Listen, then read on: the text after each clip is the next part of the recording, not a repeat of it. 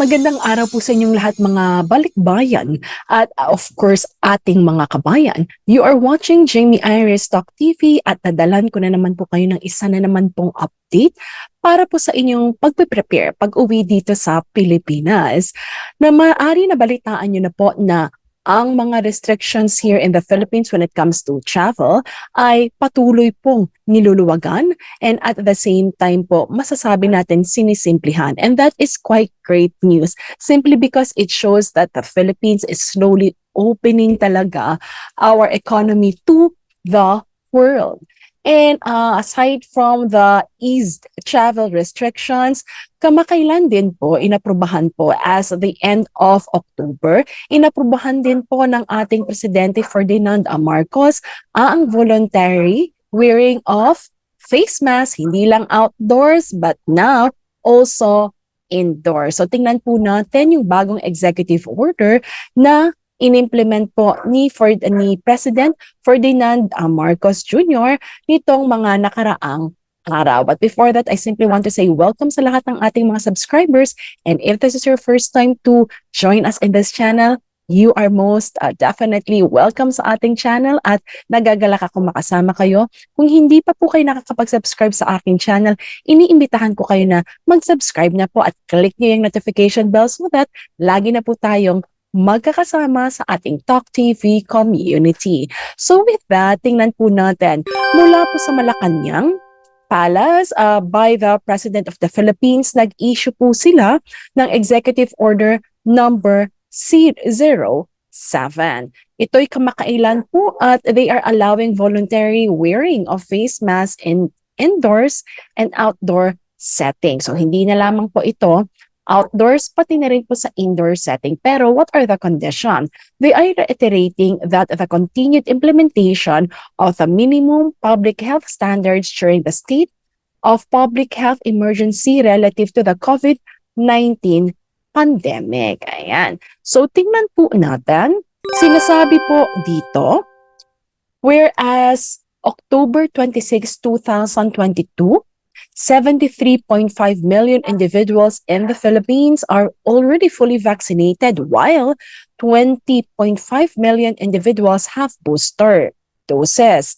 And at the same time, in the country, 88 of the country's 121 provinces, highly urbanized cities and independent cities, and 696 of the country's component cities and municipalities are under alert level number 1.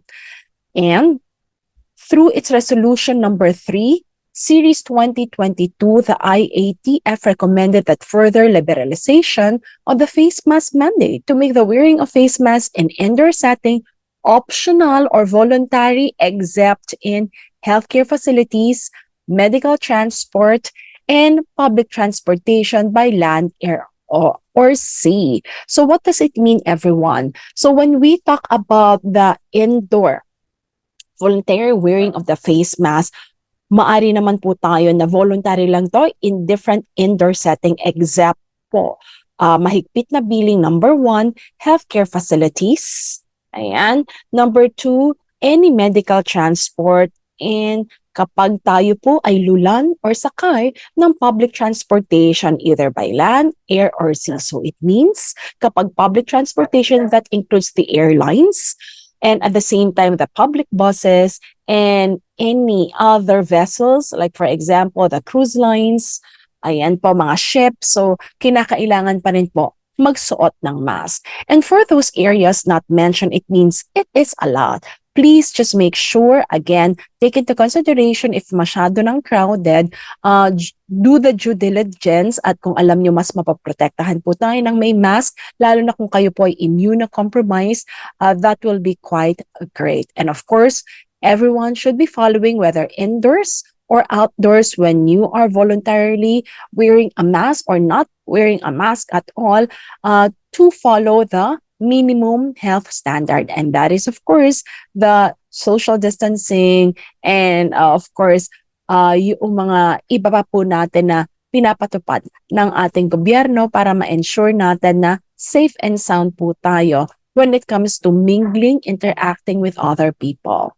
Sinabi rin po dito sa resolution na ito, the IATF actually recommended that senior citizen individuals with comorbidities, immunocompromised individuals, pregnant women, and any unvaccinated individuals be highly encouraged to wear face masks in indoor setting. So yun po yung encouragement in indoor setting. And then, whereas the policy also says the voluntary wearing of face masks in both indoors and outdoor setting is a positive step towards normalization and a welcome development that would encourage activities and boost efforts towards the full reopening of the economy. And that's quite great to know, everyone, na after actually this follows the easing of the travel restrictions from our entry protocol, which I shared to you in my other video, and then I'll share a complete guide for all travelers in my next video. And then last but certainly not the least, so he did simply mention that, again, voluntary wearing of face masks in indoor and outdoor spaces. Please ensure the wearing of face masks in indoor and outdoor setting shall be voluntary except in the following settings. So mentioned already, in any healthcare facilities, including but not limited to clinics, hospitals, laboratories, nursing homes, and dialysis clinics. Number 2, medical transport vehicles such as ambulance and paramedic rescue vehicles. And lastly, of course, the public transportation by land, air, or sea. Now, again, mask wearing is still encouraged for the elderly, individuals with comorbidities, immunocompromised individuals, pregnant women, unvaccinated individuals, and of course, symptomatic individuals. And section number 2, it simply reminds us that minimum public health standards, or MPHS as they refer to it, that we follow it to effectively prevent and minimize the spread of COVID-19 in the country. So this will be continuously implemented consistent with the principles of shared accountability, evidence-based decision, socioeconomic equity, and rights-based approach. Now, the Department of Health is directed to continuously update the MPHS guidelines in accordance with the order.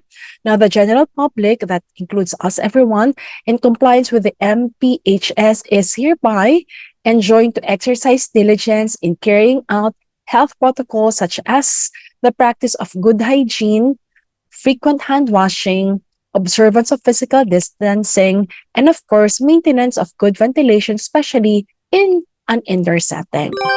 Now, of course, for the vaccination and booster coverage, as per Section 3 of this executive order, all local government units are directed to submit regular reports on their vaccination status to the DOH. Now, provinces, highly urbanized cities, independent component cities, and municipalities which are currently low risk classification but at alert level 2 status because of failure to meet vaccination targets to warrant the escalation are highly encouraged to undertake efforts to further expand their vaccination and booster coverage. And of course, on Section 4, it simply asks assistance and cooperation of all agencies and LGUs. So this was done in the city of Manila on the 28th day of October in the year of 2022. And the effectivity, the order shall take place immediately upon its publication in the official gazette or in the newspaper or general circulation. So once again, our source is the officialgazette.gov.ph, and that's it, everyone. So that's the complete details regarding the executive order for voluntary wearing of face masks indoors. So as our country continuously opens its economy to the world, so looking forward that slowly we can transition successfully in the new normal. If you find this video helpful and informative, please click like, mga kabayan and balikbayan and foreign national. And of course, I look forward to see you in my next video. With that, saan man pundako ng mundo, laging pagkatandaan, taas noo tayo'y mga Filipino. Have a pleasant flight to all those who will be flying to the Philippines, and to those who are staying at home.